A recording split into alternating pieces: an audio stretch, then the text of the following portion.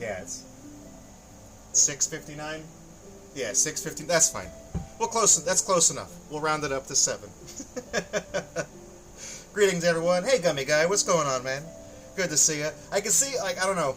I always feel like it's like a streamer etiquette thing. Like I've seen you in the like spectating a couple of times, but like I know some people when they just want to lurk, you know, like saying "oh hi," and then directly addressing that person, they get like some people don't like that. So I always try to be like, okay, I'll wait for I'll wait for somebody to post something before I say hello. I don't know. I'm not one of those people. Like if somebody sees my name in their chat, I'm like, yeah, hey, what's up? But anyways, let me turn my speakers down just one click. Just a hair. Just a hair. All right. Well, hope everybody's had a good couple of weeks. I didn't have a stream last week. I don't know what I was doing. I think I may have just been double booked with so much stuff to do. The fact that I can't remember what I was doing last weekend probably means I was doing way too much, and I just you know, blanked out and just went through it. I've been wanting to do these streams every week, but at the same time, I also don't want to like force my. I want to want to urge myself towards doing them, but not force them. I want to be stern, but not forceful. So, as you can see, we've already got half the thing done here. So when we did this one a couple of weeks ago, I mentioned that I got inspired to draw this dinosaur character who used to be my old character at one point in time. We're talking 26, 27 years ago. He was my first online avatar. And I decided to draw him because, you know, the news had come out that Sam Neill, the actor, had passed away. Who's one of his most famous roles was, I mean, he had a lot of them, you know, but of course I know him best as he was in Jurassic Park. So, like I said, Jurassic Park had a big influence on me. Obviously, you know, my first avatar was a dinosaur, fueled largely because, like, you know, I saw that movie and the raptors were cool. Okay, that's what I wanted to. That's what I wanted to do. So I wanted to kind of do a double, like a set, a pair of, you know, him, you know, here, kind of looking down, eyes are closed, kind of stern, and then on the right side, I wanted to draw maybe a more uplifting one, like. Hands in the pockets, you know, kind of looking up towards the sky or something like that. So I figured you kind of have, I don't want to say light and dark, yin and yang, but you have like the somber and then like the hopefulness, I guess, is kind of at least how I pictured it in my head. So figured we can get started on that. I don't know how long the stream will take. This took a while, but this also ate up like 3/5 of the page, just about. So the way I kind of see it in my head, I got my old references and everything pulled back up to kind of thumb through. I'm really thinking this shoulder might wind up covering some of the other pose. You know, I got to kind of figure out like to what degree he's going to fit here and then how much of him. And then I also opted, you know, if I wanted to draw a tail, it'd probably be around like right here. But I was like, I don't know if I should do a tail because that might cover up even more of this. We'll see. You know, we can do the pencil sketches and then, you know, see if there's a way to fit in a tail or anything like that. Well, I've had kind of a hectic day. Hopefully y'all's weekend so far has been all right. I got called into work. You know, we're doing a big get-together thing and a big, like a sale, but like an expo, like a demo thing, and they needed all hands there, and somebody needed to like test some of the equipment that we service and rent. So come in on my day off, of course. So that's how it is. So anyways, catch you guys up. This raptor's name is Millennium because I came up with them literally. We're talking like 1999, 2000-ish, and at the time, you know, if you lived through the era, the word millennium was like a buzzword. Very cool. You know, you say 2K, 2000. You put that on something and instantly it's cooler. So I literally just named the guy Millennium. So, anyways, figured. Let's see. I don't want to like. He's really close up, so I kind of want to maybe make the head a little bit smaller over here, looking down, but at the same angle. Like it's angled this way. He's looking down, and then angled this way, looking up.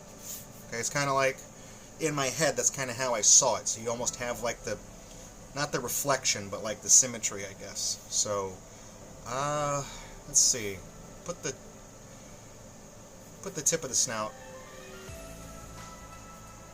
Let's see. Snout's probably going to be the far. We'll try to put that over here. Put the tip of the snout.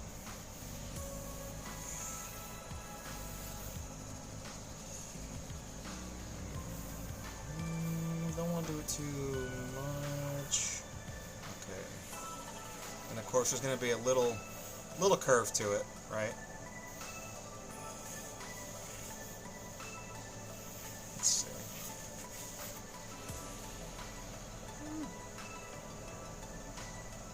Is that enough of a... Let me see, what if I...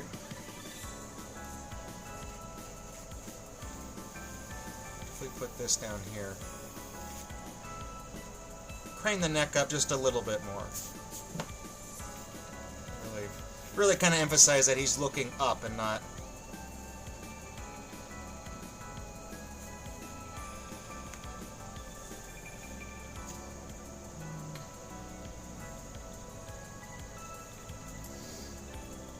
you can see what I'm trying to do.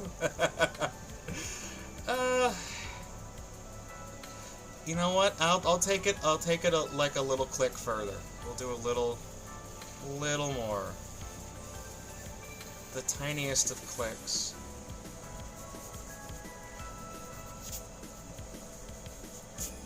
Right. Go with that. That's kind of the head shape. You know, we're gonna kind of have, you know, roughly neck. Let's see.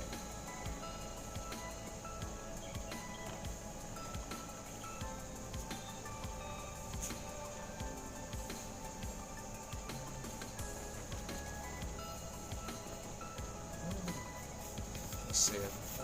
Did I make the neck look too strange? I don't know, because we're going to have something kind of like...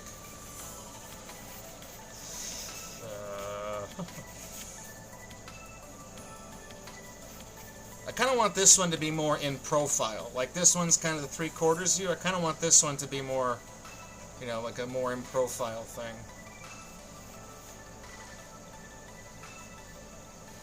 Be the jawline here. Nostril here. Face too long.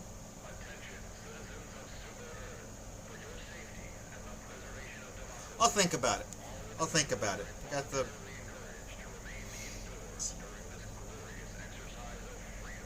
Because I guess, I don't know. It's about the same distance apart from the edge. I try to center it, you know, it's kind of fake OCD like that. Okay. So we'll have... So the back of the head goes here, so the neck, I mean, we're probably talking...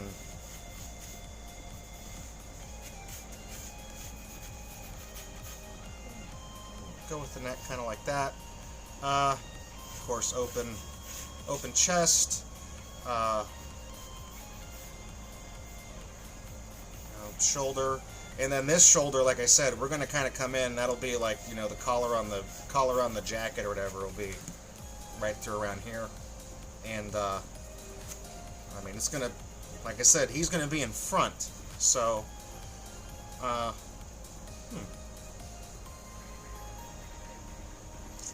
let's see. So, I guess I almost just kind of drew them the same size, didn't I? Because now that I realize that the head's here, the neck, the shirt line is here, and I guess the necklace would be probably around right here. That's probably fine. You know, like, well, of course, I don't know. Would people know, like, would the average person looking at this being like, would they know that it's like the same guy twice? Or would they just, would they think I drew like Dinosaur PM Dawn or something? Like, I don't know. Alright. So that's the open jacket, also open jacket. You know, we'll have a little line coming down here, and then, you know, have the, kind of the necklace can go like that. We'll see. not really focusing too much on the arms, I guess, you know, or which is fine. I'm not complaining.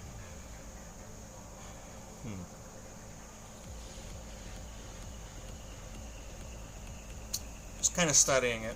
I want to make sure that, like,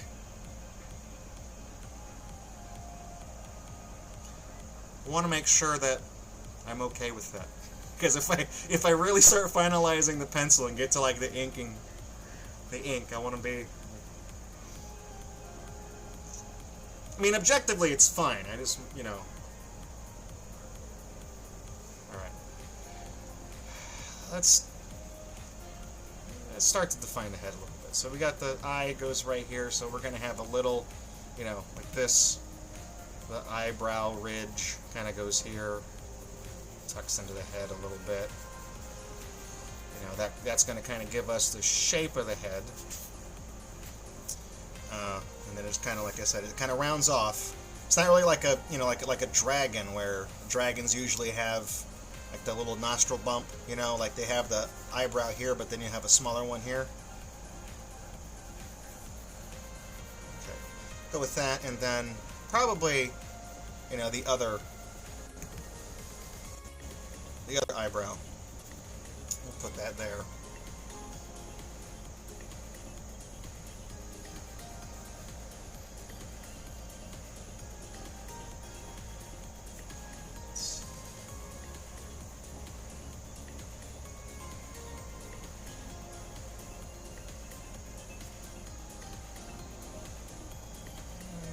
I'll just draw the pupil for now.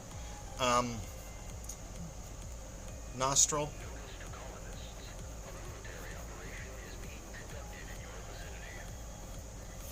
Put that there. Now, habitually, I tend to draw the lip on the dinosaurs, you know, a little bit, almost like how like a Komodo dragon's mouth looks. Like crocodilian mouths, they're really blunt, they're really rounded, and the teeth just poke out. But usually, the way I've always kind of drawn dinosaurs, you know, this vantage point, he's looking down, but when you see the underside of the top jaw, I always kind of give it a little bit of a rounded overlap. You know, I always think of it as a very kind of Komodo dragon kind of look.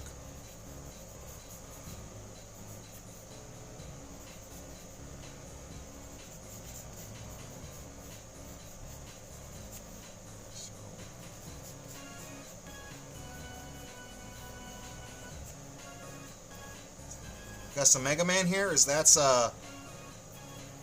not looking. Is it Bomb Man? Someone set up us the Bomb Man. Yes, it is. Okay, good.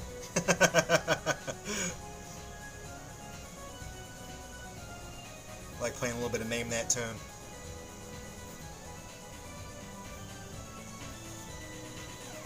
God, really long time ago, man. It's been like 23 years ago.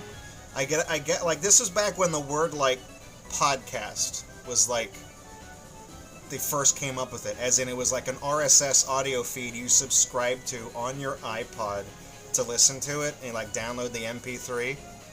I guess it was what you would call a podcast. We didn't set it up like one, but it was just like a little radio show that me and a couple of buddies from high school, we recorded on, like, wasn't Skype. I don't think Skype was around back then. What did we record it on? Like TeamSpeak, Ventrilo? I can't remember. But we would talk about, I mean, at the time, you got to think, like, when we were recording this podcast, like, Super Mario Brothers was not even 20 years old yet. So we would just talk about old video games, bad video games, good video games, you know, the whole. And we use this as a little theme song, like the NES. Not this OC remix one, but like the NES, the song from the NES game.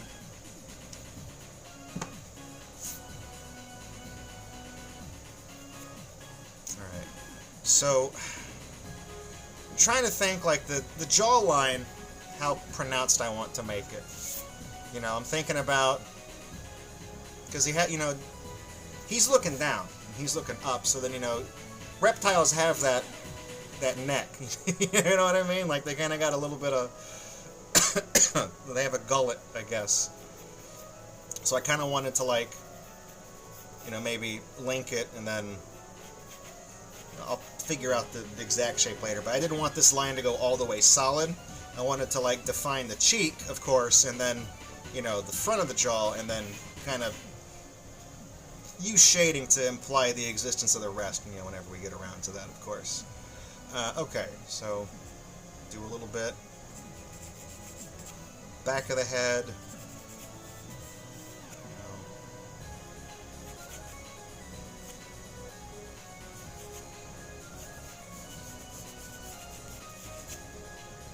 And then, of course, I still have to do the little, this thing. You know, like I said, I think I actually mentioned this a couple weeks ago. I was like, I know there's a name for, like, the little tucked in section that's beside their nose. I was like, don't get me lying, though. I'm a bad armchair paleontologist. I feel like that looks a little odd. Let's see.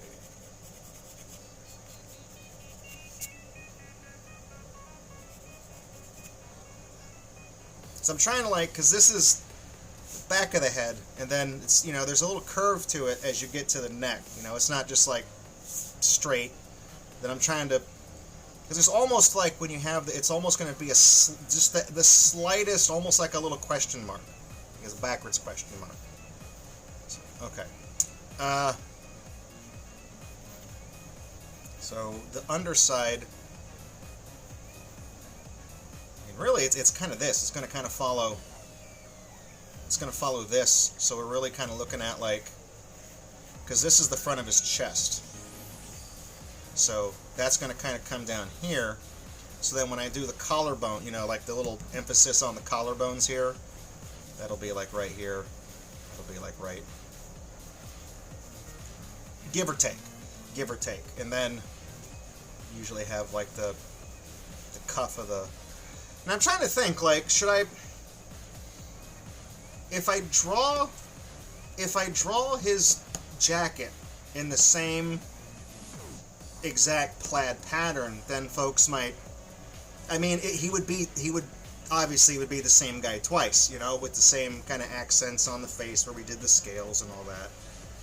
But if I drew him in but I'm also worried, like, if I put the same exact pattern, then it might clash with this pattern. And maybe, I mean, maybe I could come back in and make this line a little more deliberate, you know, maybe make it twice as thick to really kind of separate the two if I did the same pattern.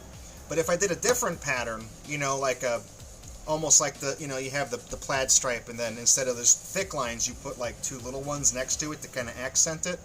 If I did that, then people might, I don't know, I was worried about folks thinking that, without really knowing the context, it'd be like, is that two different guys that are almost dressed the same? And not just the same guy twice. But, oh well, okay. So, I'll worry about the jacket. We'll do the jacket in a second, but this is going to be like the cuff line, the neckline of the shirt. Good. Let me look at, what did I use for the previous?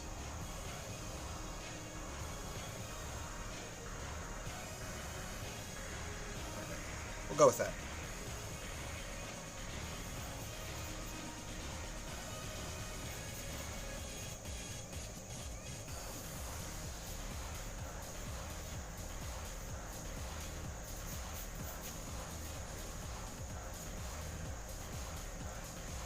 Right, so if we have this here, you know, we'll probably have a couple of, like how we had these lines right here on the neck, something along the lines of that. Haha. We have a couple like that, kind of emphasize the shape of the you know, the turn of the head. All right. So, I guess the jacket, it's gonna kind of come out about the same way with the collar, you know, like we'll have, let me see. So it'll be, how come it's like here?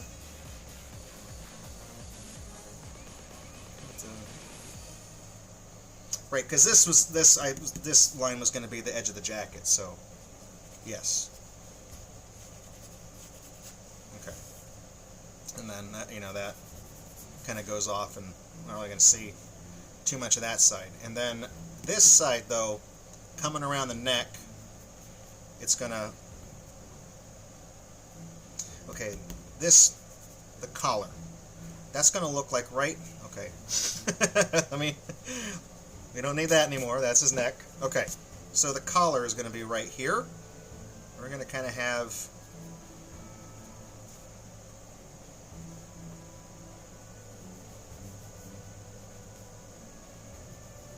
that's going to kind of go around.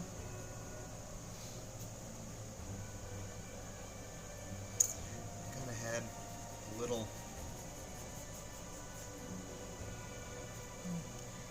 because these open flaps come all the way down to here, so should probably match that.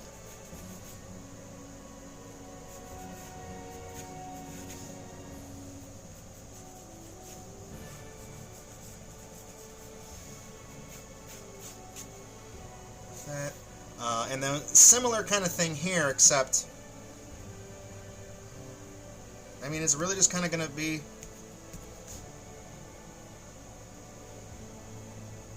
let's see, so it'll be like right here.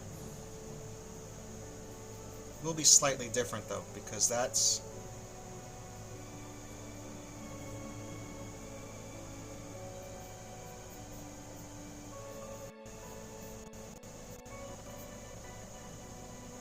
up, and then we're going to have, like, I'm trying to kind of envision it. I don't just want to mirror that. I kind of want to have maybe him turned a little bit. I don't know. So I'm kind of looking at the perspective, how much of this shoulder we're going to really see, which is not a whole lot. Because, I mean, this shoulder, so they're not like, it's two images juxtaposed. It's not, he's not standing physically that close, because really the shoulder is going to come out to like here, so he would definitely be intersecting, you know what I mean? So it's just like a layered kind of thing. So I'm trying to think if he's contoured like, you know, that, you know, with the shoulders in like that, I mean, we're going to kind of come out to be like in here. So really, I mean, really not much. We're talking maybe like,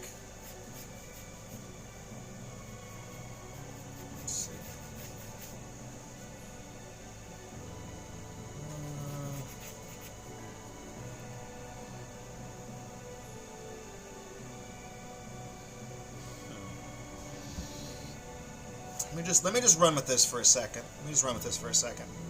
So this is going to kind of come in. This is the inside, because I'm getting like, I'm trying to see it in my head, because like this fold on the jacket is, we're kind of looking at this on this side, because it is kind of a reflection. So we're looking at this. So it's like the way it's folded, this is the edge of the jacket we see. This is the edge of the jacket we see. So then when we fold it, you know, here, the edge is actually the inside leading into, you know, the shirt, you know, where his armpit and stuff would be. It would be in there. So we're actually seeing the edge of the jacket, but underneath it we see where the shirt goes. Here it just ends. So this line, this delineation is going to be over on this side, and it's going to be the same thing. So it's going to be the edge of the garment, and then we're going to see where the shirt kind of goes under it. You following me, camera guy? Look at that ShamWow, right? Follow me, camera guy? Get a load of this. You're gonna love my nuts, not slap my nuts. Slap chop was the thing. You're gonna love my nuts was the catchphrase. Don't want to slap those.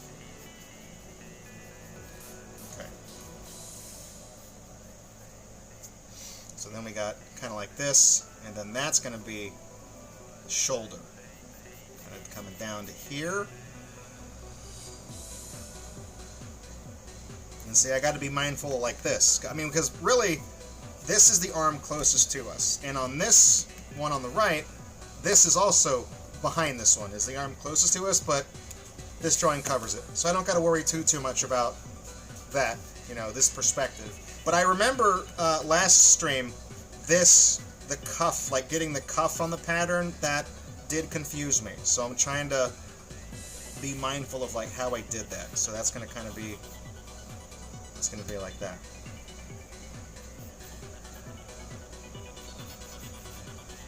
And then I really just kind of did just kind of like a, I don't want to say curvy line, but you know, I just kind of, let's see.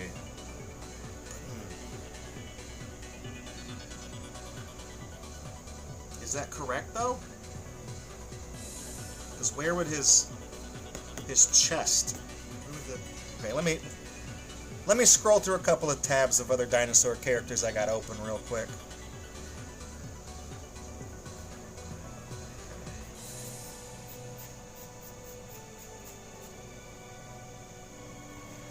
Think about that. Let me put that in the back of my head, but not for long, because very quickly approaching that and needing to do it.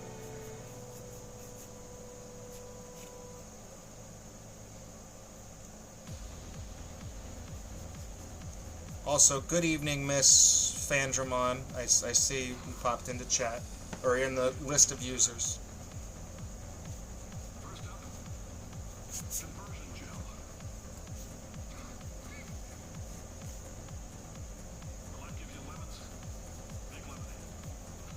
So that's basic. That's just this collar of the shirt. I keep interchangeably saying collar and cuff. You know, I don't know. Let's see. Let me erase the guidelines for the cross. Let me do. And then I guess I don't need this center line that says, you know, because I was using that to kind of gauge like where the shirt was going to be relative to the folds of the jacket. I don't really need that. So, I guess we kind of had the necklace kind of started right around here.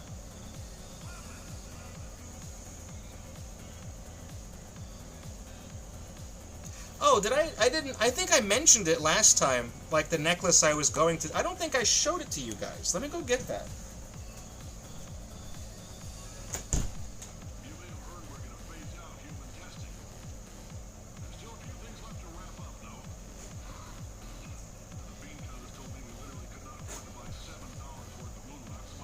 Yeah, I mentioned that the necklace that he was drawing was I was going to include some embellishments on the either side of it, but then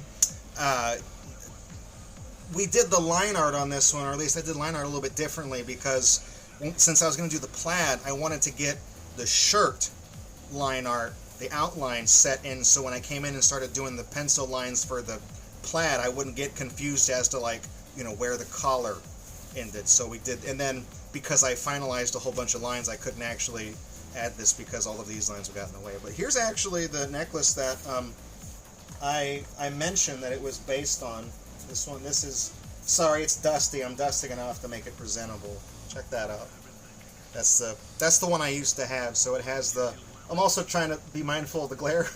So it has a little dragon pendant down here, the little dragon head out of pewter, and then all the little pop tabs from the monster cans is two little rainbows, and then the beads are plastic, but these little metal accents, and I believe the cord it's on is all copper, so the coating on it started wearing off, and you can kind of see how it's kind of turnishing on certain spots. It would turn green, you know, it develops that copper patina, and that was rubbing off on my skin. So I tried painting it in, like, you know, clear nail polish and stuff like that, and it didn't fix it. So it just kept rubbing off. It would work for like a couple of days and then flake off and then turn my skin green again. So I put it in this nice little shadow box, but this has been in my closet for a while. I haven't really had a place to hang it up. I should maybe find a place. I mean, I would say on the wall in front of my drafting table, but literally the entire wall space. I have 2 framed theatrical posters, and it fills up exactly from the door jamb to the edge of the wall, and there is maybe half a centimeter between the 2 posters to give me some leeway. But yeah, that was the necklace I wanted to draw, or at least, like, replace the dragon head with the cross and then have the embellishments right here. But like I said, I didn't quite didn't quite leave room for that. And I could do it here, but then it wouldn't be the same necklace, and I'd be antsy about it. So. But yeah, I remember I mentioned that on the previous stream, and I don't think I showed it to you guys because I wasn't thinking, and so I didn't go get it from my closet, and then I actually did, specifically to do this stream, and show it to you all. And then I almost just didn't do that either. Let's see.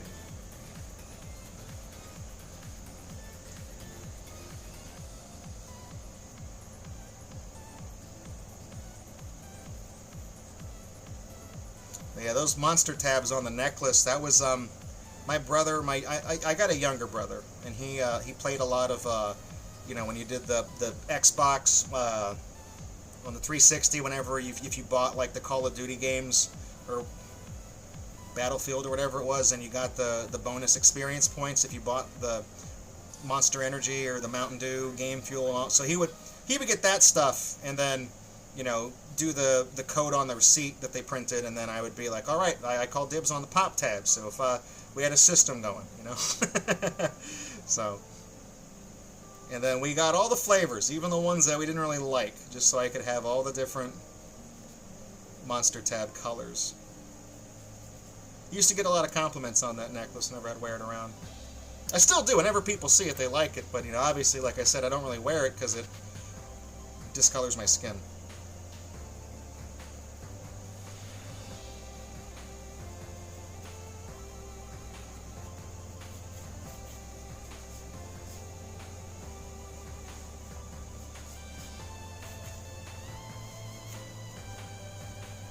All right. That there.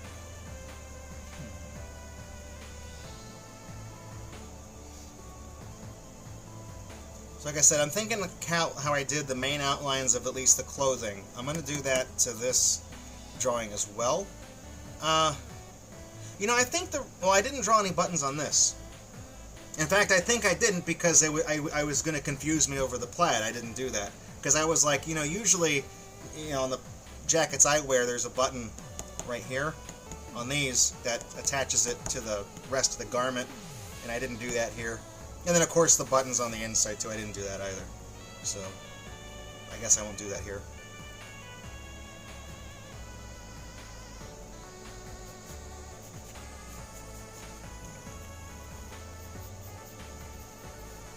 Okay, let's try to invent what this side of him is going to look like.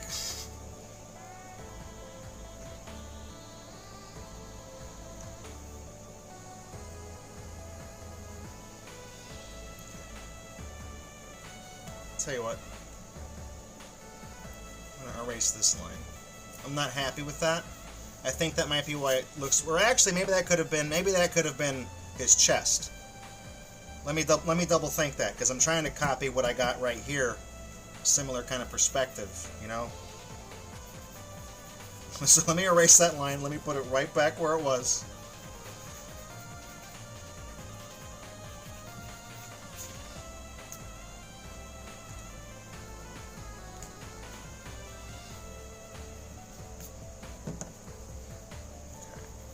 So now we'll go, so that,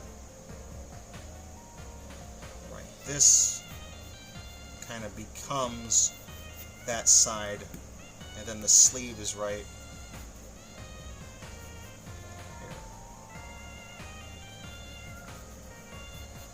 Right.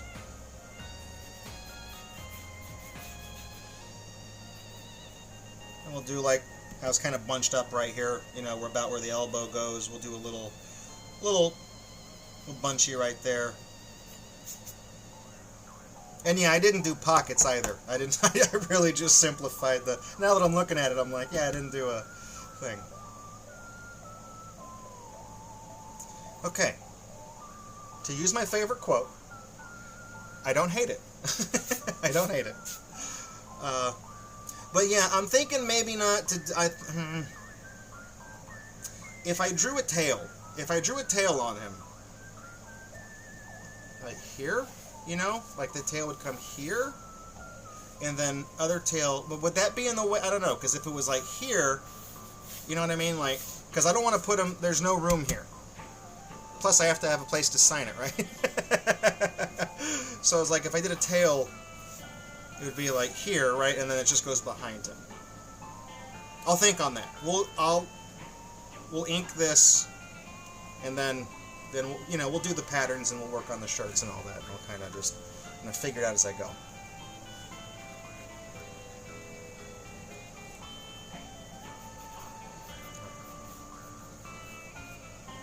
And also, I should probably remember to do the before I forget. Should also remember to do his teeth.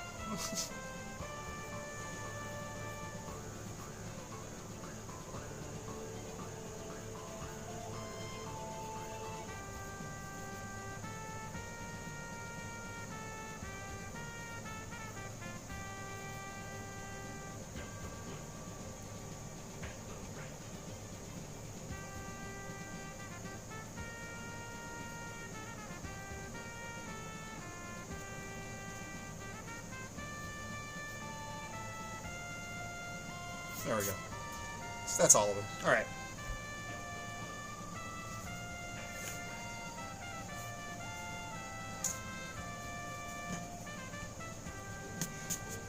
That mouse was slightly longer. It was, you know, proportionally to the first and last teeth or whatever. Okay.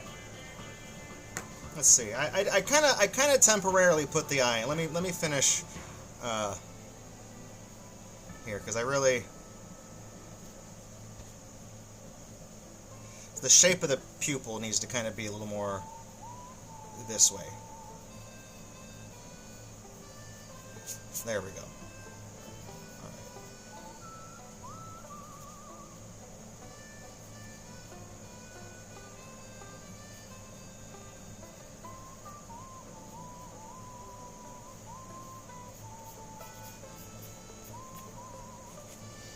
Now I'm just comparing, making sure. You know, we got the nose thing, eyebrow ridge, the inside of the eye right there, 7 teeth, you know. It's not canonical, it's just I want to make sure that, you know, if I draw the teeth the same way.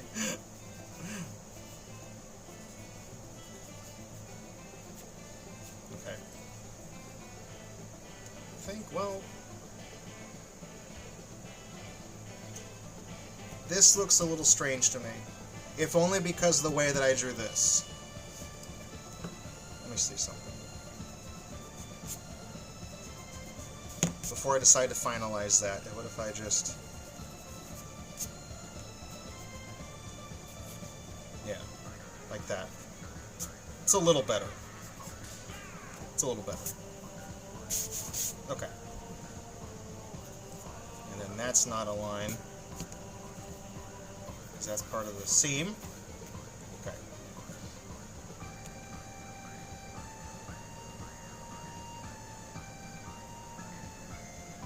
Just making sure we're Gucci before I start putting ink down. Alright, so I'm going to do a similar thing. I'm going to do the main lines, and then I guess the good news is because there's so much more of this character showing, the bulk of the previous stream was just doing the plaid, and there's not as much. I mean, it's going to take a while, but there's not as much visible on this one, so...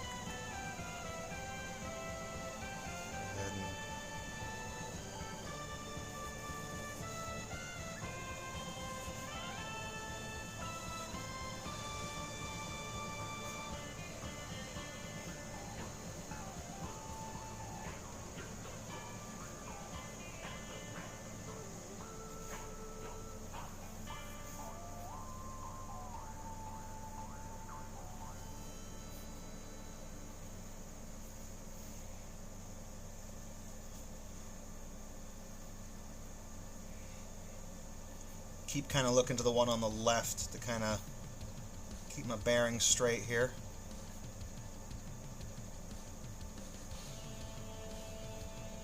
Right. Then I think I did mention that when I did this, I wanted to kind of do like that, and then kind of lightly go in like that.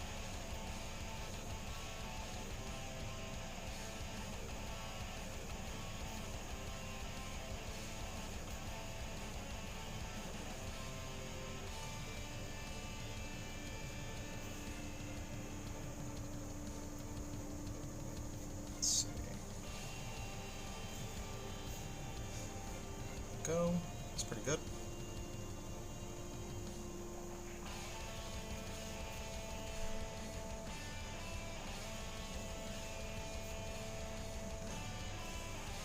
So emphasize the cheek here. Now, the reason I'm kind of doing this differently, I might just complete this line just yet, but I'm leaving this kind of broken because he's looking up here, so we're kind of seeing the underside of this already a little bit, the side of it and the underside. And this one, we're mostly seeing it from the top down, so I feel like the line, at least in my opinion, needs to be a little more delineated.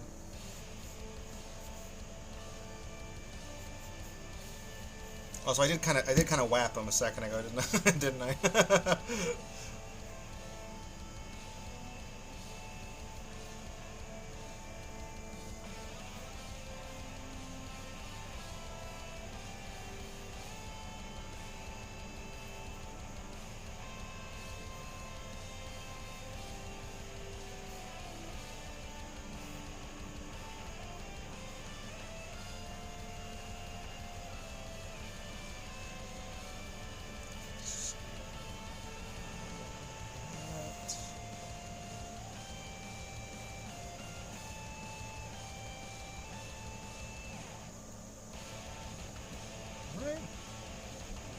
Pretty good.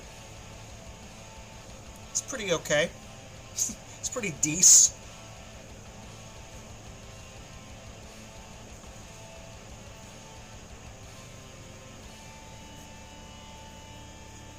Alright.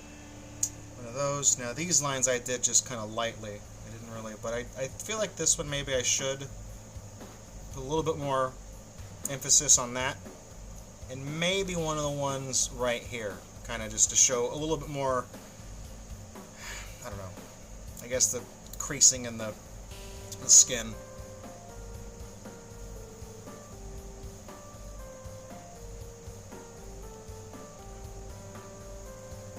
So, executive call. I'm going to go ahead and I think I am going to kind of redo this line real quick. Just a little bit thicker. Just to give it a little more definition, so that where the overlap is, it's a little better, sectioned off. Just a little bit, very.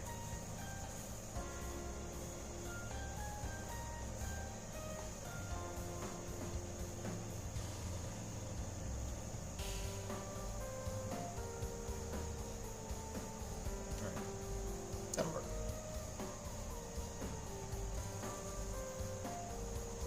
I recognize this as a Sonic the Hedgehog song, but what is... Hang on. Speeding towards it. Oh. I don't know what level that's supposed to be from. I can't tell from the name.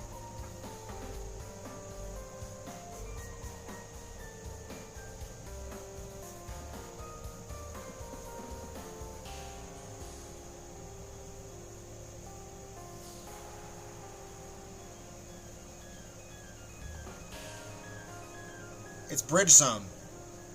Da da na na na da na na da na na na na na. That's what it is. That's the motif. Got it. I told you I'm good at this.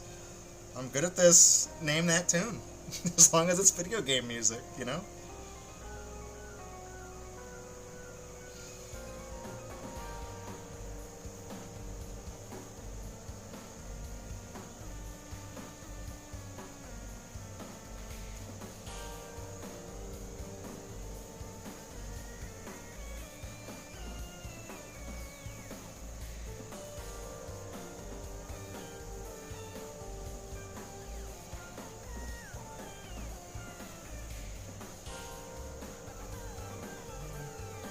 I had the Sonic, I think Sonic 1 and 2 for Game Gear. I had those growing up. I think they're similar to the Master System games, or they're the same one. They're pretty alright. I was a big Sonic fan. I mean, obviously, I drew Takaldi, Echidna, a few streams ago, so... Had the little figurine of her and everything.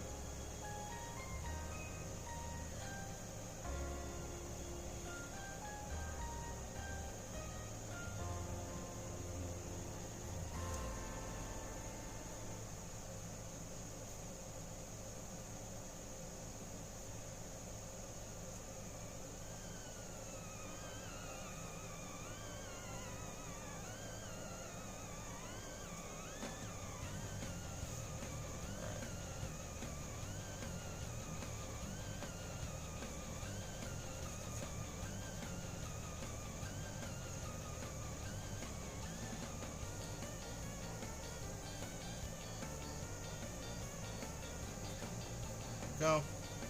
Looks pretty good. And then see that side of it.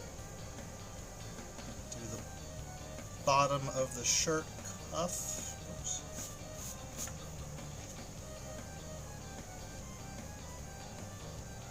Let's see. So kind of come up to here. And then that goes, just kind of disappears around the back right there. It's a little weird. I feel like the string on the necklace maybe sits a little differently. Like you'd probably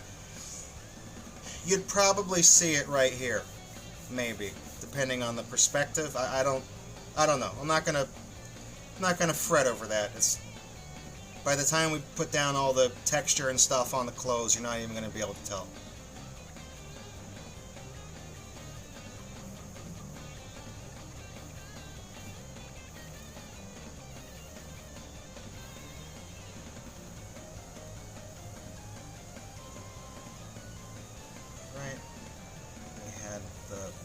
Shirt sleeve cuff, right? Not cuff. The cuff is here. The sleeve is.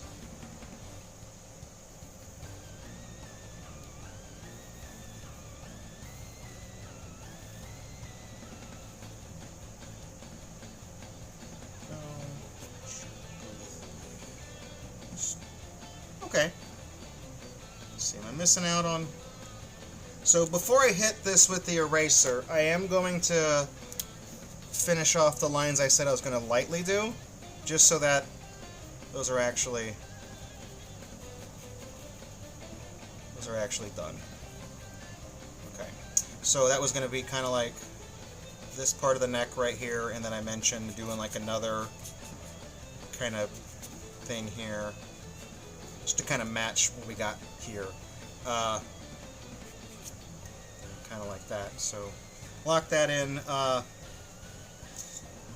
I mean, I guess I can do the pattern on the shirt cuff. I mean, that's probably an easy.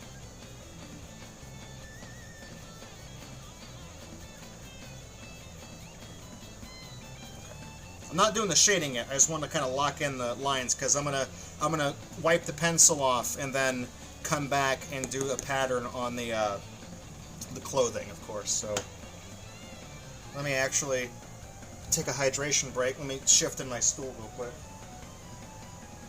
For those of you who maybe haven't caught the other streams, I have a bar stool I sit at.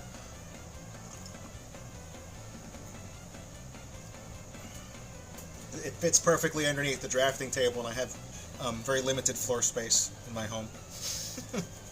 So anything, it's very efficient. It's very Japanese-esque.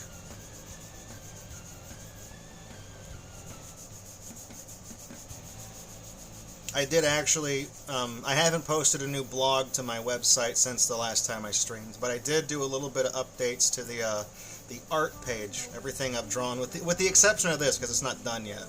But all the character fan art I've done, I have a page for it up there. And then I also have artwork that was done by me of other artists or done for me as like a gift or like a commission.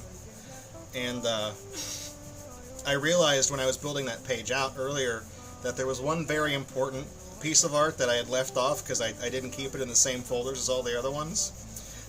You'd probably be able to tell which one it is because even on a page full of like furry artists, this person's name kind of sticks out from the others. You know, on a furry site, this one is like one of these things is not like the others.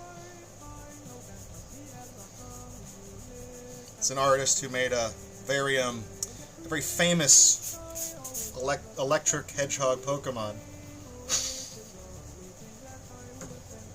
From I think the art's from 2014 is when it was dated. So before the fall. But yeah, I was putting that together. I was like, I got all this cool stuff. I got Gideon, I got Dopper. You know, I got all these other ones. I'm like, I don't have. Where's the other guy? Where's that one?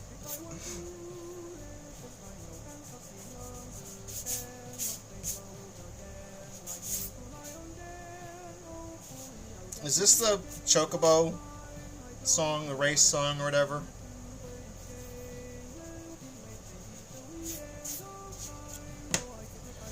Okay. think that looks good. Face-wise, it doesn't look... It didn't come out weird, okay? So I think it looks pretty good. So I'm going to go ahead and sharpen this real quick.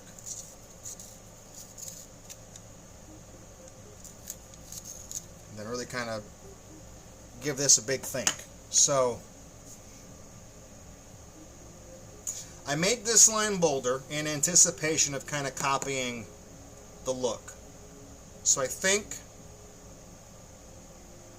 I'm going to go that route. And I think the easiest way to go that route would be kind of do what I did last time and, you know, do this, because that was also what I got confused about, that I wanted to wipe this clean and do the main lines first and come back, is because to help me keep track of the pattern, you know, there's going to be an X, you know, an X, no X, X, no X.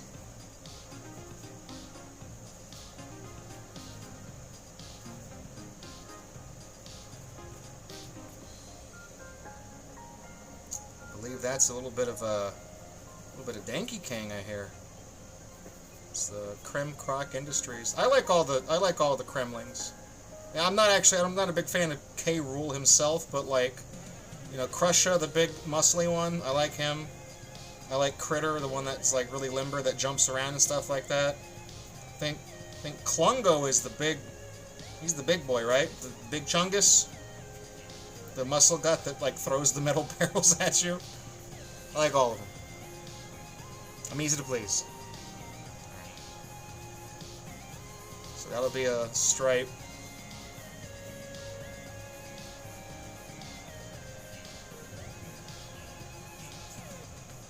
Let's see.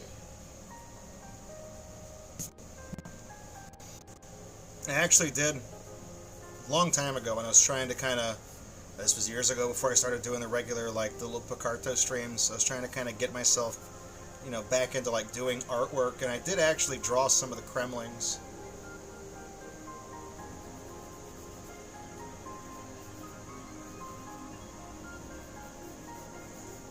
I'm trying to keep in mind like the shape of the fabric. You know what I mean?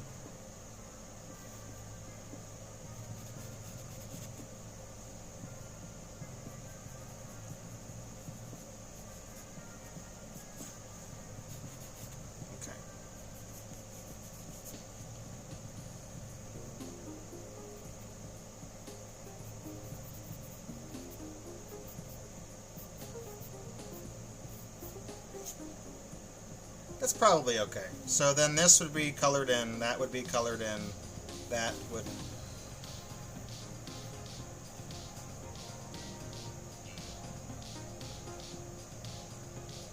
Hang on. Would it? Okay. This goes... No. No, wait. So the horizontal here, that's these.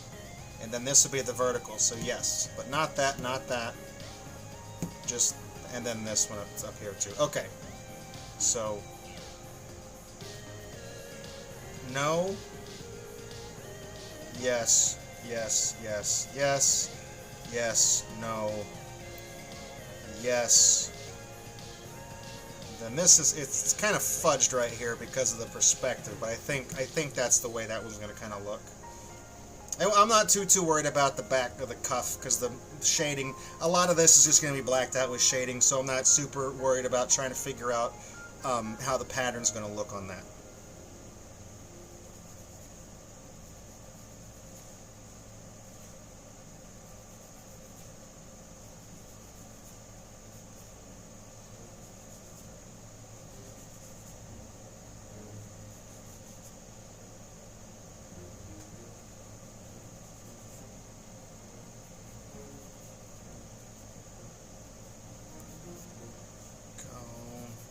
That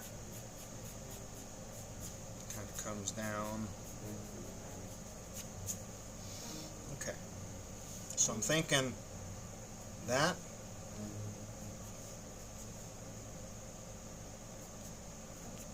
and then these are going to be the horizontals.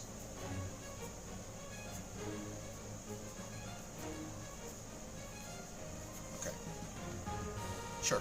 It's clicking to me a little bit faster. Let me. I had a picture of a plaid jacket, so I was looking at. Last time, I actually went and got one of my jackets and laid it out and looked at the patterns. I figured I was going to do something a little less zany this time.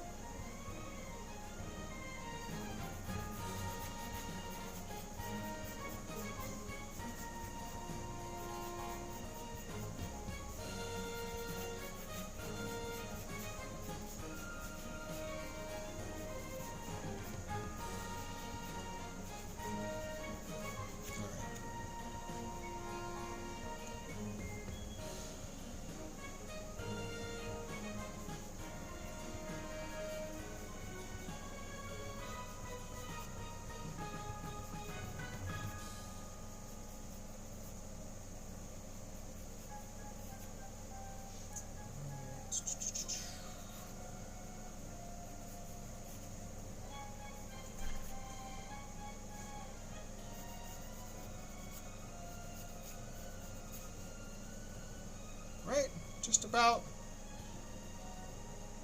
Sure. And then, again, it doesn't quite line up with the other. That's kind of how I was kind of fudging it and kind of keeping the perspective kind of in check, is that I was also kind of making sure not to do too much with the sleeves and all that, to kind of keep it following the contours of the body a little bit, like where the shoulders and everything are, and just to kind of follow that. Because even like up here, like at the same, like the stripes usually do follow, like they're straight, but like where the seams hit, not quite.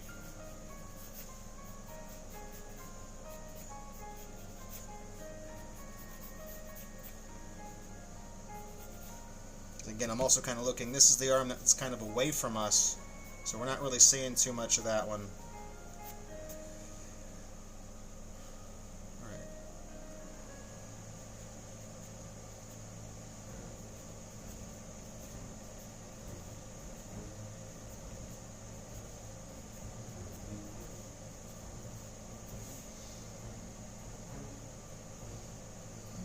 And, let's see.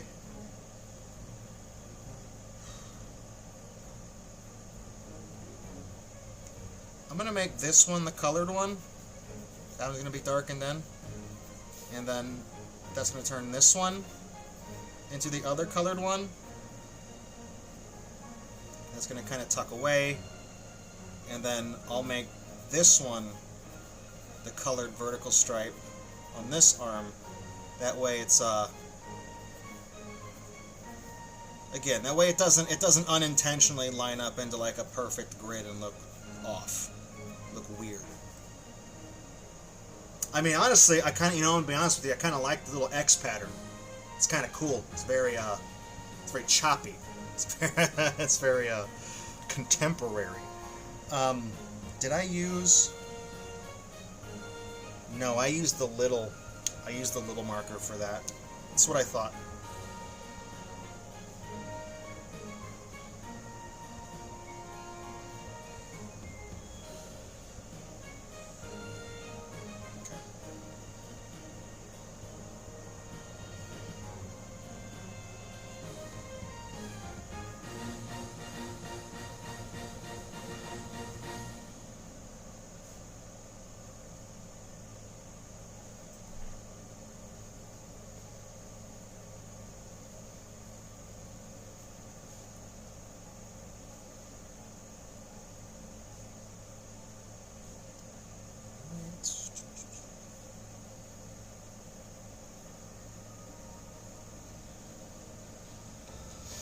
Unfortunately, I know the previous stream of this guy, was kind of regaling you with all the stories of seeing Jurassic Park and stuff as a kid. Kind of told you a lot of them. I remember I haven't really seen. I saw Jurassic Park 2, didn't like it. Saw Jurassic Park 3, liked it even less, and then I kind of checked out. I didn't see World. I know about Jurassic World, of course, but I don't really like the movie all that much. I'm not a big Chris Pratt guy. Nothing against him, it's just, It's like a comedy. I mean, I respect that he's a, very kind of a faith-oriented guy. We have that in common, but like, he's a funny guy. He's kind of like a Chris Farley, but not as heavy. So it's just hard to see him in like a role serious like that, I guess, is the disconnect. But I don't think, did I see Jurassic World 1? I don't think I have. But I did see, no, I did see Jurassic World 1. I saw the first one, because I was in the hospital at the time, and I saw it was on TV in the hospital. Didn't make me feel any better, in case you guys are wondering. I like Blue though. I like Blue the raptor. She's nice.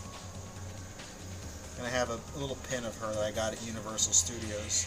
I don't know if I mentioned this story at the previous stream, but speaking of Universal Studios, I was able to so when I was a kid, my family, I'm not gonna say we had like a lot of money, but because most of the time, if we had like a vacation between school years, like my parents took me and my younger brother to, I mentioned in a journal, we went to like San Antonio, like we lived outside of San Antonio, so then we would just go into San Antonio, go to SeaWorld, that was it, I think there was also a water park there, Schlitterbahn, I think is what it was called. It closed up a long time ago.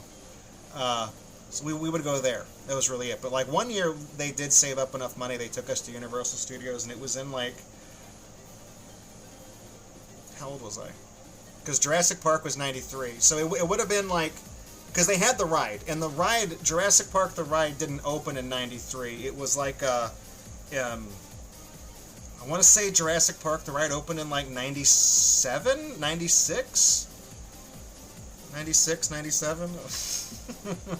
But anyways, regardless, I got to ride Jurassic Park like the first year that it was in operation when it was brand new, and I thought it was the coolest thing, the big scare when the T-Rex, you go down the log flume and the T-Rex pops out at you. I thought it was great.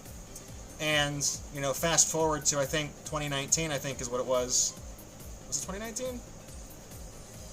I just so happened to be visiting some friends in California. I mean, I want to beat around the bush. True story, God's honest truth. I was hanging out with Varka, okay, and a couple of his buddies, and we went to Universal Studios Hollywood, okay? I was on a trip with them. I got to ride the same Jurassic Park ride the final year before they retired it. And it was kind of a bittersweet thing, the ride was very clearly in a state of disrepair. Like, it was really not. I mean, it was really kind of haggard and messed up. Like there's a part where you go around and you see like the bridge and the electric fence where the T-Rex, got loose, and the Ford Explorer is on like a little winch, and it like, falls off the bridge. The winch lets go and it goes and falls down the bridge. And then after you pass it up, before the next boat gets around to look at it, the winch and it loads it back up for the next, people. Well, the car was just permanently at the bottom of the bridge, like it didn't work anymore. The animatronics on like the brachiosaurs, like you could see part of the scaffolding like poking out from the neck, like the skin on the neck, and it was kind of sad, It was really kind of it was just in poor shape, and it just being able to ride it, having ridden it when I was a kid, and it was such a cool and important thing to me, because I love the movie. And then seeing it in that state was really kind of a buzzkill to me, but.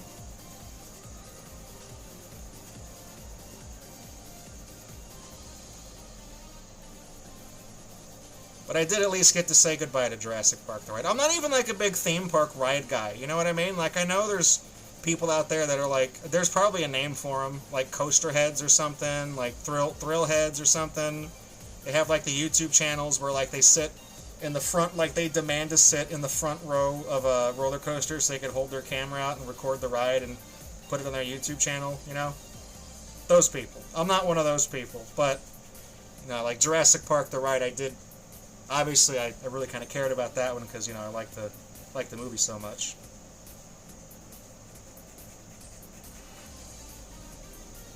There probably is a funny name for roller coaster people. Because I know train fanatics have multiple names.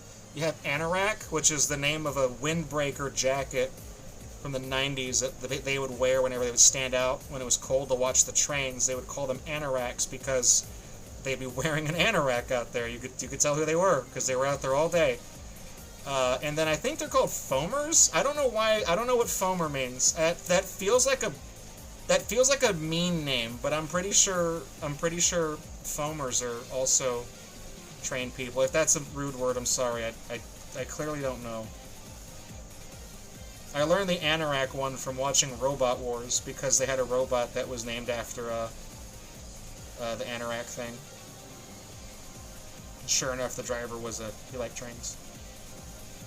I like, I don't know, like, there's people who like roller coasters, and then there's people who like roller coasters, you know what I mean?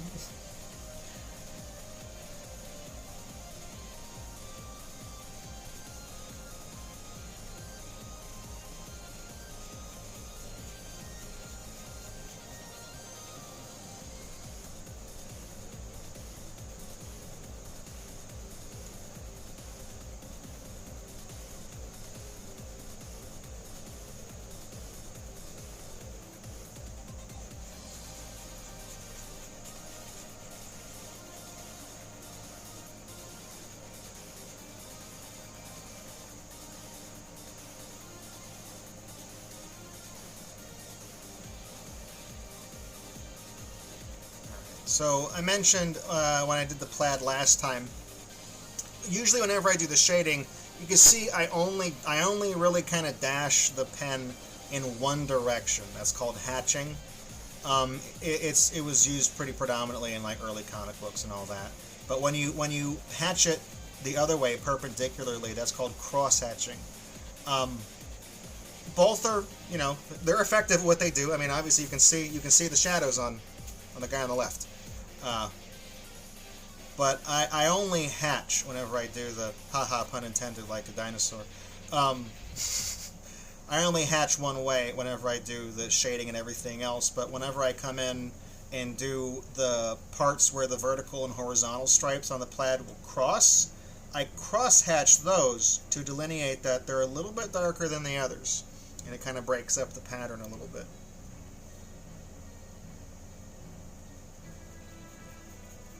So what I'm doing right now, I'm not doing any shading. I'm purely just putting the pattern down on the fabric. And then I'll come in and I'll erase these pencil lines as well.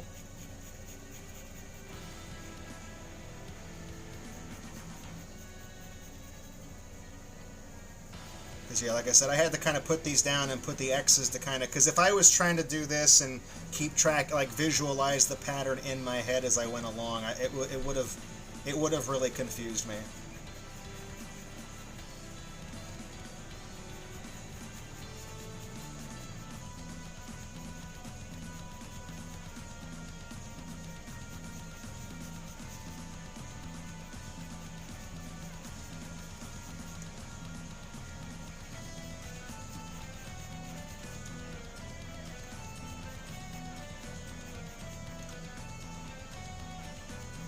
I've been thinking about who else I want to draw on my little streams. I wanted to do a dolphin character. I was thinking about like drawing like Shamu, like an anthro Shamu. But I was like, if I draw an anthro whale, like an orca, I kind of wanted to do it as a gift for a friend. I wanted to draw Tomel, the SoFurry admin.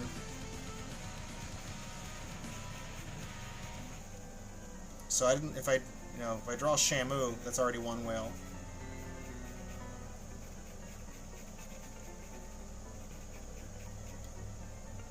He was a friend of mine. He was always nice to me back in the day. Because I don't want to say I was kind of a piece of shit, but I was a real head case for a while in the fandom. And he was always really understanding. I know he's a really busy guy, but he always listened to me whenever I had a question about stuff, or if I had a problem, or if I had a concern, or whatever it was. He was really nice to me. I still talk to him sometimes. Actually, we kept in touch.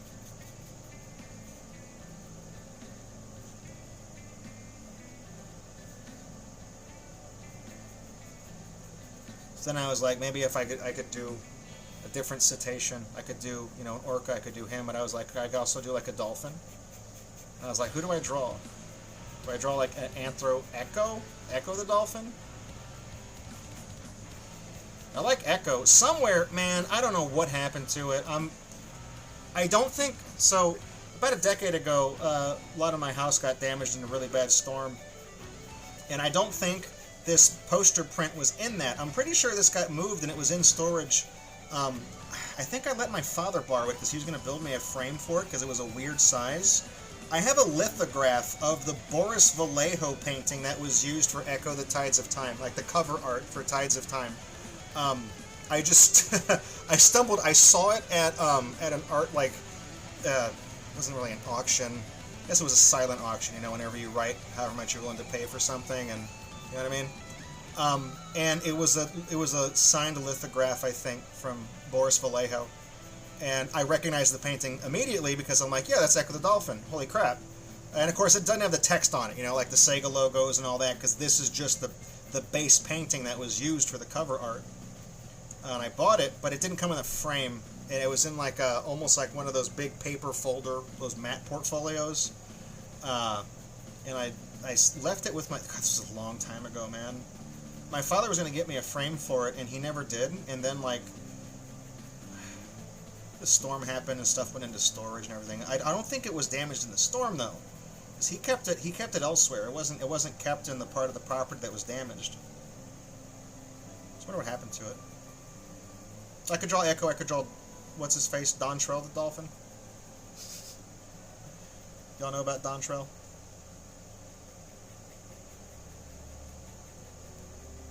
Did my music stop? What are we... what is Metroid? What are we doing? Oh, this track is ending. It got real quiet. I always get apprehensive. I'm like, what did I say? What did I do?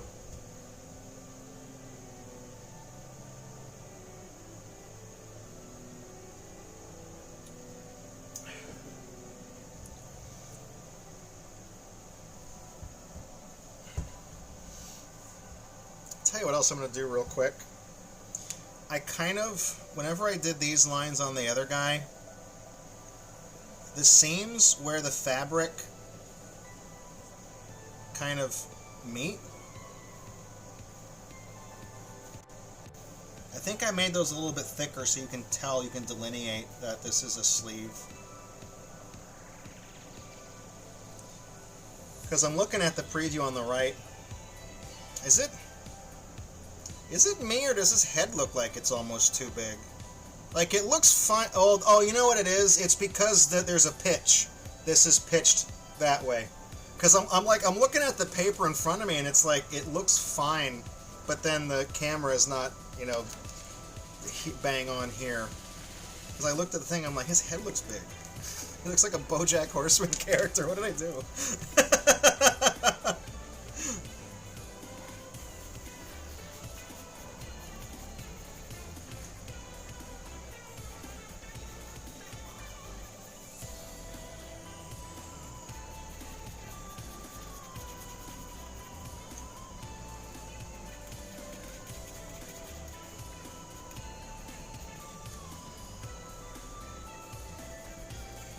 So the one kind of lesson, the one piece of advice I kind of bestowed upon the folks that were watching the first stream with this, mentioning the plaid and the hatching and the cross hatching, is it's all really about consistency. You want to pick a direction that all the base things are going to go in. Like, I just kind of 45 and 45 it. You can kind of see how I'm doing it. I kind of keep everything 45 degrees for the most part. I try not to give it too much leeway, because you get a little bit of wiggle room with it, but the more you do with it, the more it looks, the more you can tell there's kind of something weird about it. And it'll look off, so when you do the hatching, you always just kind of do it in one way.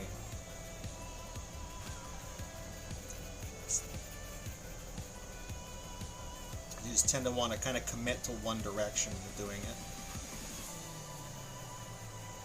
I think I kind of likened it to if you use like Copic markers and things like that. Copic. That's one of those words I've only ever read and never actually, never heard it spoken before. But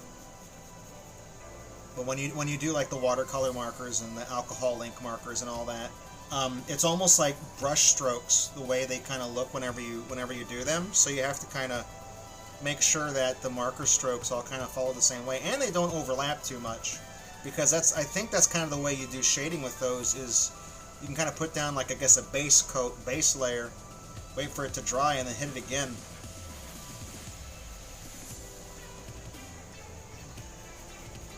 There's a con badge in the gift art section of my website that is done in watercolor markers. It came out pretty cool. I wore it to all one convention I went to. It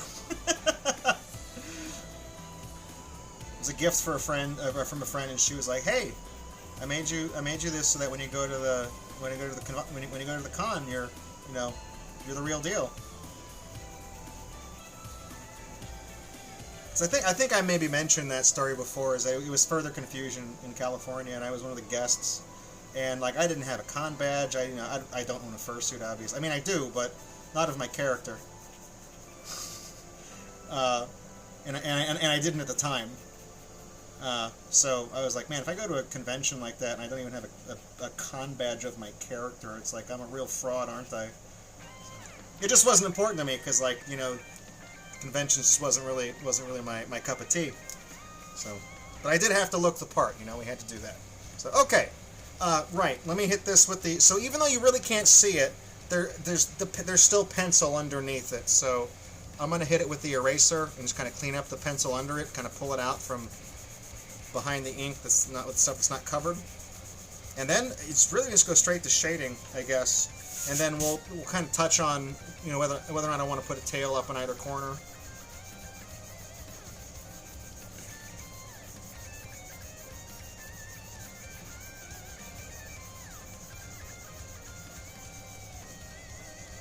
I know we got a few of y'all that kind of come out whenever I do the streams. I feel bad for missing weeks, because like my whole thing was that this is a way to kind of have a creative outlet to just kind of also be social, just talk with people and kind of do furry adjacent stuff that I like, that's respectable, it's clean and all that, But then also, like, there is kind of like an atmosphere of like self-discipline, like routine, like establishing a routine. Like, yes, on Saturday you're going to set aside a couple of hours. You're going to make something. You're going to be creative. You're going to like it. It builds character, okay? But if I ever miss a week, it's for a good reason, I promise. So, okay, don't need the pencil anymore. Well, maybe we will if we decide to do tails. So we'll do. All right. So, I mean, really, the shading is going to kind of follow the same. It's going to kind of follow the same thing. We're going to do, like, under the eyes, the brow, of course, down the back of the head, the collars, the cuffs, inside where the jacket folds out. We're going to hit those, along the arm where you can't see. Of course, more especially under the jaw here, because this is all, if the light is coming from here and the light's coming from here, you're probably going to get some in the pit right here by the nose, of course, and all that. So, one thing I will do is I'll do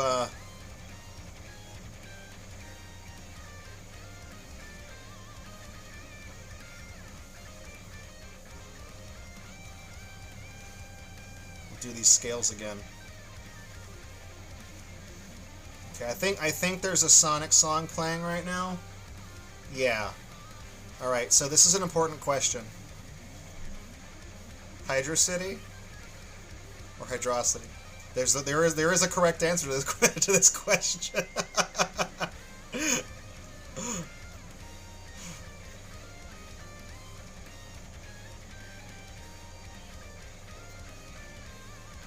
I don't really care. I had never heard anyone say Hydrocity until the internet meme, and not even like just people on the internet. Like, I didn't hear anybody say it until it was like a psyop thing, like a forced meme of people saying it wrong on purpose. I had never heard it pronounced that way ever. It was always City.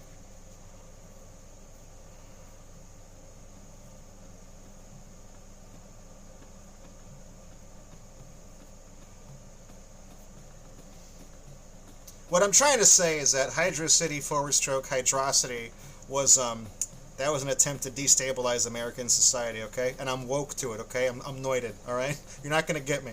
I'm not. I'm not gonna play your games.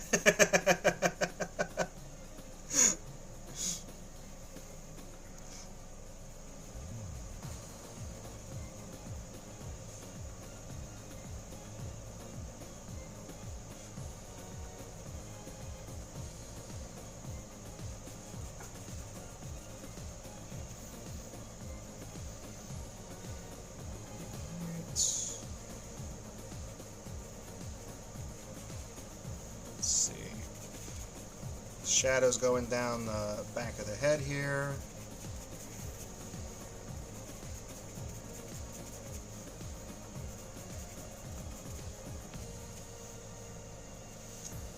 He does kind of look like he's wearing eyeshadow now that I've kind of done that. Very, you know, just pretend he's a fan of The Cure, okay? Which would be canonical if this is supposed to be my little OC. You know, I like The Cure.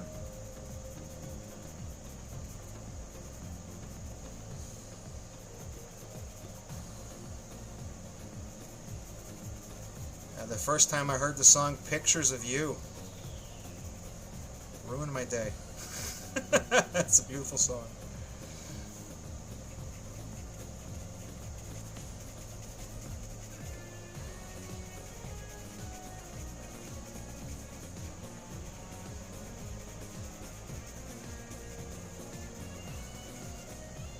Go.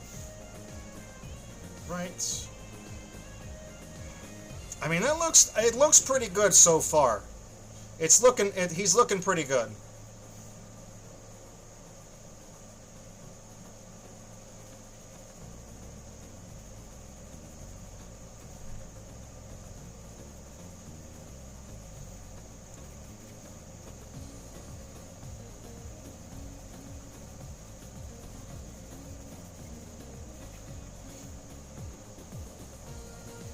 I have been told by some of my colleagues at work, I don't really, you know, nobody at really work knows who I am. You know, they could Google me, I guess, but I don't think anybody has. Why would they have any reason to? But a few of them have seen some of the sketches and stuff I've kind of done on these streams, and some other ones I've done that before I started streaming and all that. I think they do like it. They're very encouraging. They think it's very nice.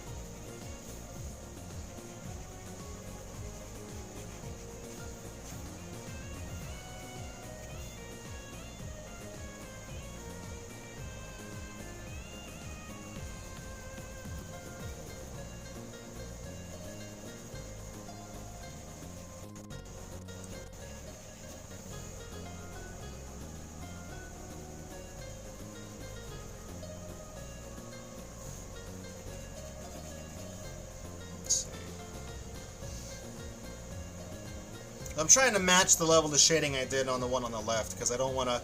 That was the problem we had with the Tiny Toons one I did, is that I really kind of... I went a little too hard with the shading on Babs, or, or like vice versa compared to Buster or whatever, and it wound up looking a little bit... It just looked a little off.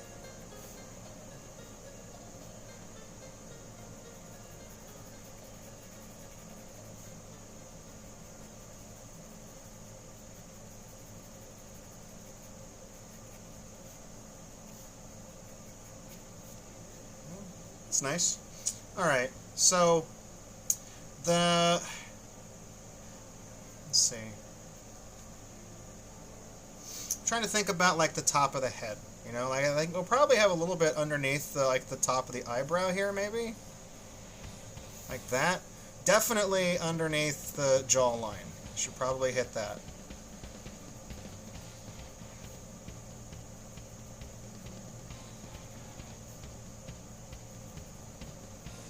You know what I've wanted to do against my better judgment?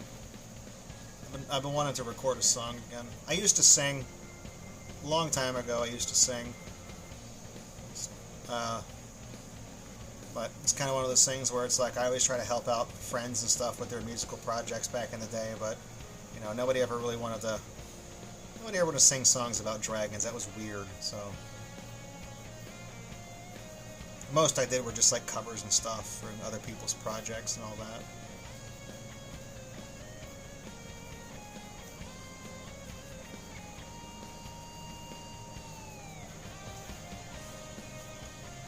Let's see. Oh. And I guess I really don't kind of need the reference I got up there open anymore because I've kind of flipped between a couple of them.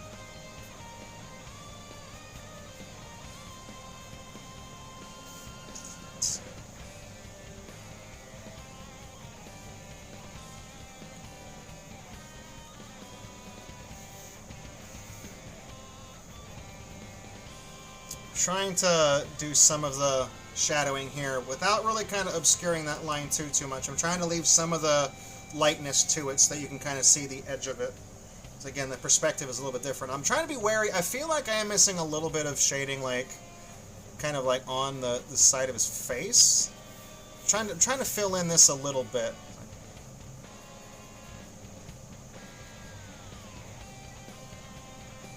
I don't.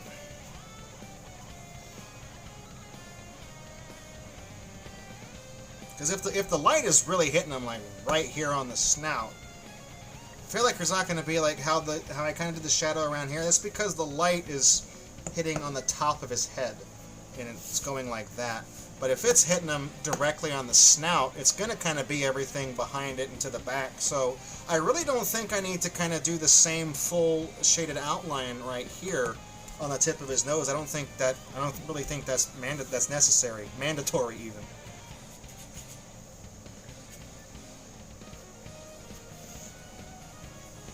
Alright, come down here, we'll do the cross he's wearing with that.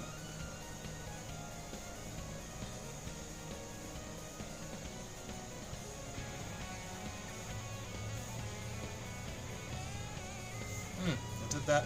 Whoops. Haha! Wow, I shaded that the wrong direction. I was not paying attention. Oh, man. It's fine.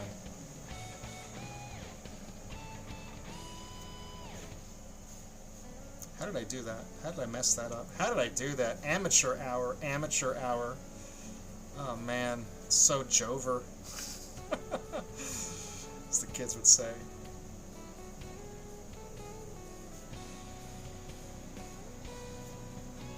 It's fine, whatever.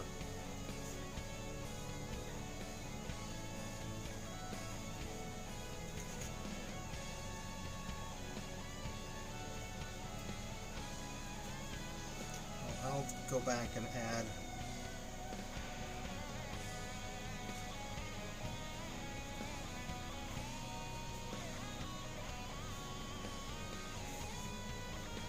a couple of accents there to that, just so that the medallions match, little pendants match. That's all right. That'll be the mistake that only I know about because I made it, and everybody else won't even notice it because there'll be so much other cross hatching on this guy that. It'll only be visible to me because I made it and I made the mistake, okay?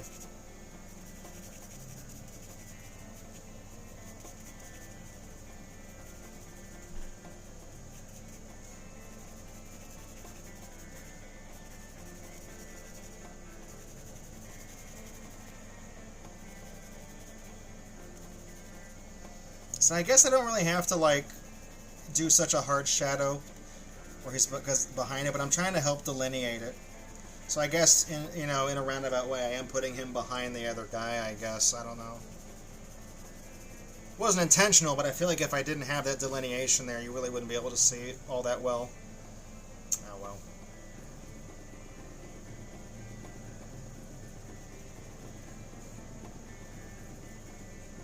I actually realized I didn't finalize the YouTube upload of the first half of this stream, so I'll get them both up. Like I said, I have all of them recorded. It's just Picarto doesn't really they doesn't save my stream, so I got to put them on my YouTube channel, which I'm pretty sure I have it linked in my thing, my bio, whatever. So if you ever miss one of the things I do and you want to see like what else I've drawn, or whatever, I also try to put the finished pieces on my website, LouisKohn.com, as they're done. And then if I was smart, I would make the clickable links of that. I'd include links to the YouTube things.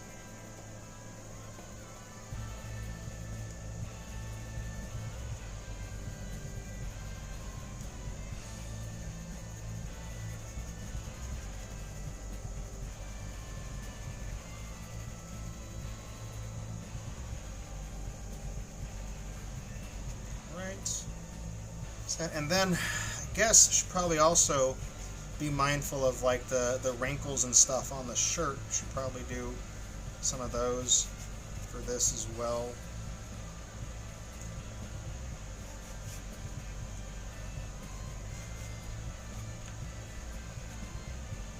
Yeah. I mean, honestly, it's I'm not done with the shading, obviously, but it does look, I do like the way he's coming out. Give me a second, I gotta reorient my stool.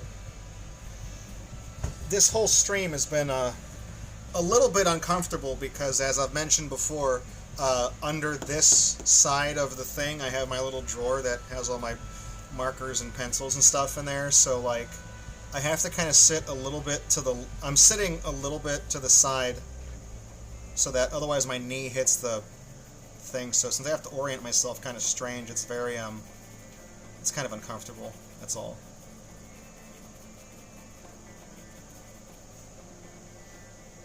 Alright. So this is the inside of the... So this inside's going to be shaded.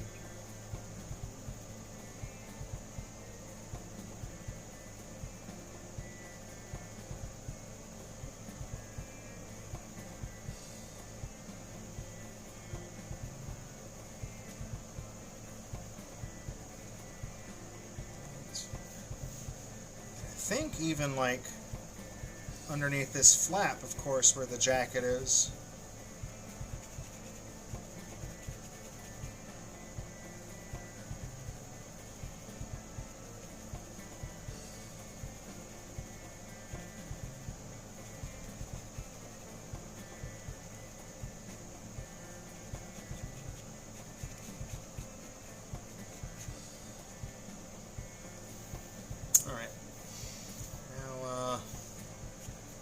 Even more about this would probably be covered. This probably needs to be darkened pretty,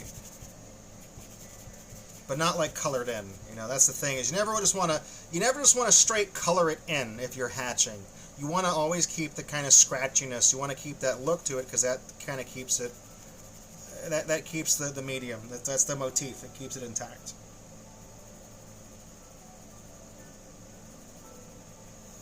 All right, so. Inside sleeve, right here, we're doing that. It's going to kind of be...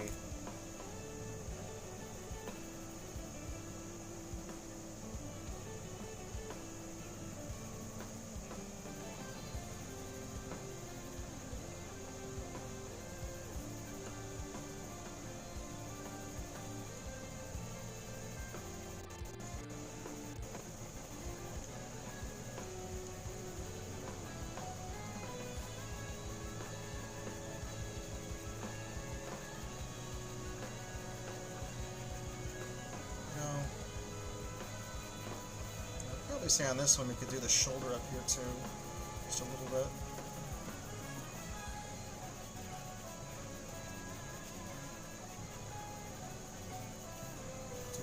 Let's see.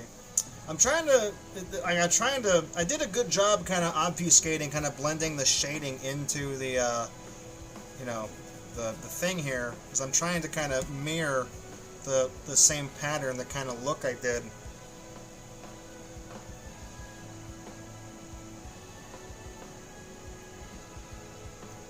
I guess we probably can do the outside here too.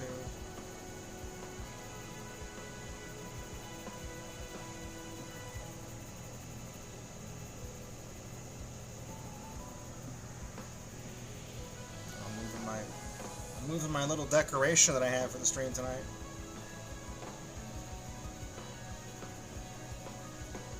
It's Plessy, by the way. It's a Mario sticker with Plessy.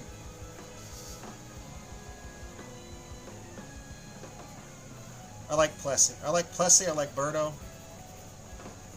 Yoshi's alright. I was never super into Yoshi. But I like Birdo.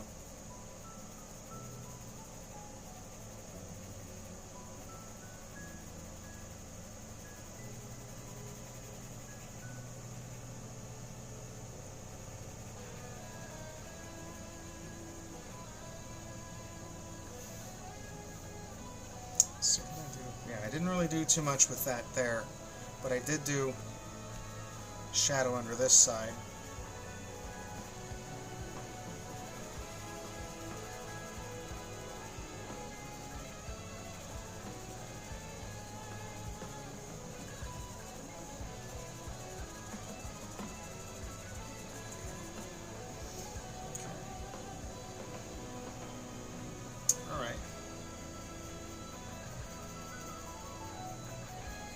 I could probably do a couple of kind of longer strokes out here to kind of break up the shadow.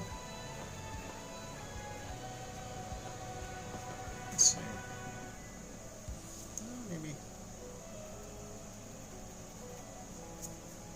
little bit down there. Am I missing anything really obvious with... Just kind of looking at it, kind of studying it to see if there's anything that kind of calls out to me as just being, you know, kind of not done.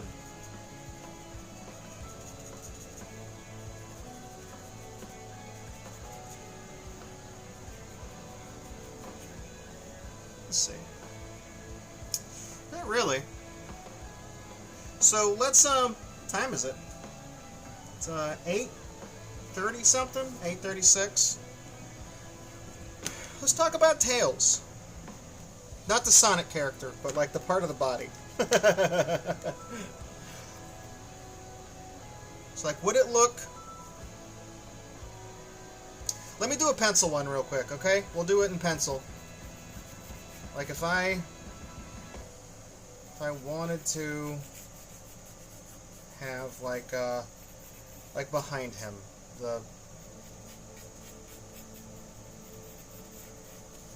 and then that would have to kind of really be, let me see.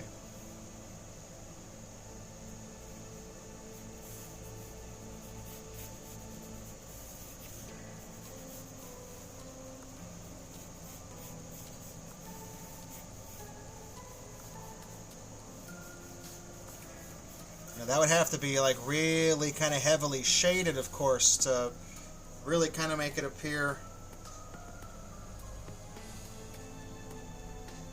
I don't know.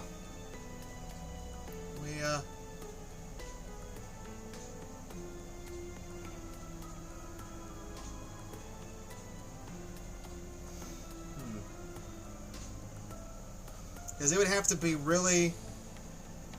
I'd probably embolden these lines, kind of like how I delineated the two things here. You know, embolden it here.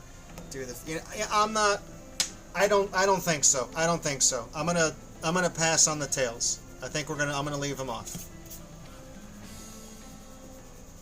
If it was one character, like if I had more real estate to, like, if he wasn't here, if I had this guy and I could have his tail like just right here, fine. But I feel like just having a little pop behind him, I don't know. It's a little, it feels cramped, and then I feel like it would be too busy of a drawing at that, because it's already kind of busy because it's two guys, you know, here. So I'm gonna go ahead and just leave the tails off. But I did that. Now, before I do that, was there any shading on this that I was going to touch up? I mean, I guess I could maybe fix a little bit of the right here, you know, just a little bit.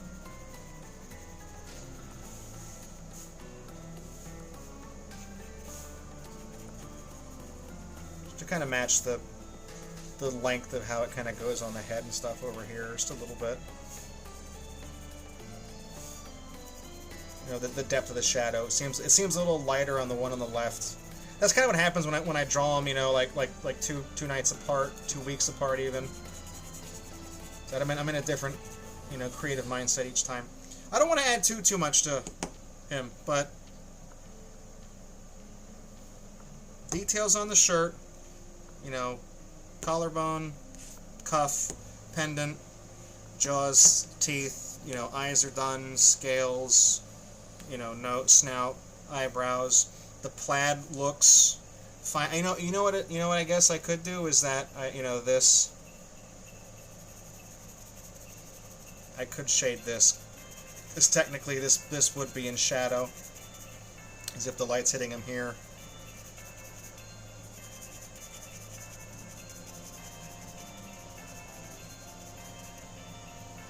Touch up a little bit of that, I guess, and then this would be also a little bit in shadow. There we go. That looks a little better. A little better. You know. Alright, well, like I do like to say, you can only do, you can only add to it so much before what you do starts to detract from it. So, I think, I'm going to put my seal of approval on that. I think we're pretty good. So, since I didn't put tails on them, I can just sign it right across up here. And I tell you what, I'm going to sign it, I don't know, should I sign it twice? Because if I'll just do one piece, because I was like, if I sign it here, you know, use that as a like an online avatar, or if I use like this, so that's fine. I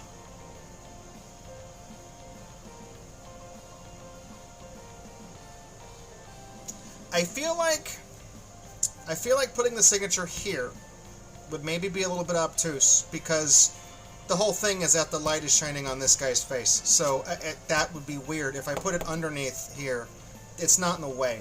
You know what I mean? It wouldn't be blocking. I don't know, that's like a weird thing to get tied up on, but I'm going to go ahead, I'm going to sign it right here.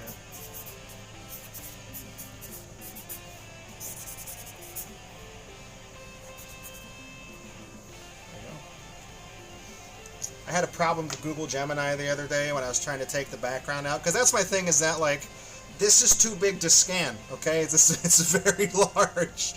My problem was, I'll take a picture of it, like, I'll get the camera and I'll, you know, crop it so it's even, and I'll take a picture, and then, like, I'll upload it to Google Gemini, and I'm like, can you normalize the background and just, you know, reduce the shadow, like, from the light and all that? Just, like, normalize it, and then, so it pops.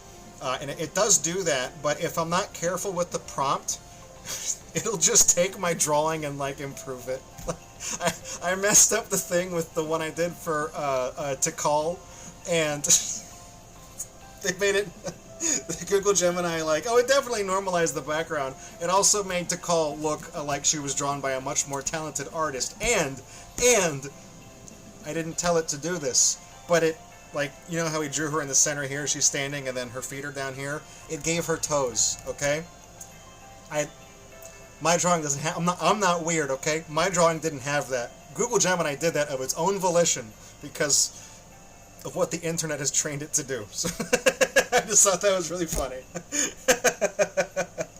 But I'm going to try to use a different type of normalization software to fix the backgrounds, because I've noticed, if I use Google Gemini, because somebody pointed out to me, using Google Gemini, even like, Google Gemini is not rendering anything. It's just fixing the background and making it all one even color. It still puts the metadata in the resulting image that it is AI edited or enhanced or whatever. So, and then some people, you know, that are sensitive to that kind of stuff, they've already seen that and been like, did you? Yeah, but that's the thing, is I can link to this video, and I'm like, yeah, you can watch me draw the whole damn thing. I actually made it. It's not, I didn't just ask Google Gemini to make a sketch of a you know, like to call the echidna or whatever. So they're like, oh, okay. And it's like a weird kind of thing though. So I'm kind of mindful of that. I want to avoid that knee-jerk reaction. So I think I'm gonna try to use Pixlr. Has like an online, it's like an online Photoshop kind of thing. You just go in your browser and you can edit it with Pixlr. So I can maybe try to normalize and, you know, straighten it out, and if I need to, and do all that there, and then that way it doesn't put the AI tag on the JPEG that it gives me, and then people, you know, they think I'm real. They know I'm a real person, I'm a real human being. So, anyways, that's I think it came out well. It's a nice little kind of meaningful kind of sketch. It came out really good. Like I said, I drew it, you know, hearing the news about Sam Neill and how much of an important kind of movie Jurassic Park was to me and everybody else. I mean, it's like Jurassic Park, you know, both the book and the movie. The book, Raptor, read by, you know, Dr. Robert T. Bacher, which is actually Dr. Bacher, the paleontologist. He's name dropped in Jurassic Park. That little snotty kid, that no, not the snotty kid, that with the claw. Tim, the one who knows everything, who gets the night vision goggles, he mentions Dr. Bacher by name in the movie. And then, like Land Before Time and stuff like that. All these were kind of like required reading and or viewing for folks from my generation that were really into dinosaurs back then. So Sam Neill was a big part of that, and one of the whole reasons why I'm here today is because I had my dinosaur persona upwards of 25 plus years ago. So it's nice to have been able to draw them again. It's kind of like seeing an old familiar face, like an old friend. So anyways, I'm gonna wind the stream down here. Thank you for hanging out with me tonight. I really appreciate it. I hope you guys have a fantastic rest of your weekends. I love you. God bless. I'll see you. I've tried, like I said, I kind of hypothesized, kind of ballparked what I want to do next time. I was thinking like like an Anther Orca, or if I did like an Echo the Dolphin. I did Falco, so I was thinking about who's the guy from Alien Soldier? Epsilon. I thought about maybe doing that guy. I'll think about something. I also thought about like just drawing just like an original character, maybe not fan art, but I've been kind of sticking with fan art because I can just like Google the character and I can find a lot of references to kind of look at and get the body patterns and facial structure down. So anyways, we'll see next time. I'll think of something between now and then. So I'll see you later. Good night. Have an enjoyable rest of your weekend. Happy August. And I'll see you back here, what is it, the 8th? I don't want to make any promises, but, assuming all goes well. I'll see you on the 15th. Good night.